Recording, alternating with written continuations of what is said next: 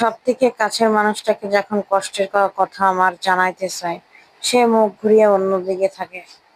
তো প্রথমে এই যে আমি আলু ফ্রাই করে নিচ্ছি। তো আমার বাচ্চারা আলু ফ্রাই তো অনেক পছন্দ করে, আলু ফ্রাই করে সাইডে রেখে দিচ্ছি।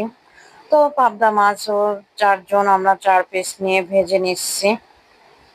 এখানে পাবদা মাছ দিয়ে 4 জন 4 পিস পাবদা মাছ নিয়ে ভেজে নিচ্ছি। ভাজা শেষ, কমপ্লিট নামিয়ে রেখে একটু ঝাল পেঁয়াজ না হলে আমার আবার খেয়ে জমে না। তো ঝাল পেঁয়াজ ভেজে নিলাম, ভেজে নামিয়ে রেখে রেখে দিলাম সাইডে। এখন আমি এই যে রেগুলার রান্না বাড়ার শেষে বেসিন মাজি, চুলা মাজি, তারপরে দেয়ালটাও মাজে নিই। রেগুলার যদি এরকম মেজে নেওয়া যায় তাহলে কষ্ট হয় না। আর যদি মেজে না রেখে দেওয়া হয় তাহলে কিন্তু নোংরা হলে আরো বেশি কষ্ট হয়। দেখা ইউটিউব মামা যদি আমার ভাইরাল করে, একটা মনিটেশন যদি পাই, আমার কপাল এত ভালো না আমি জানি।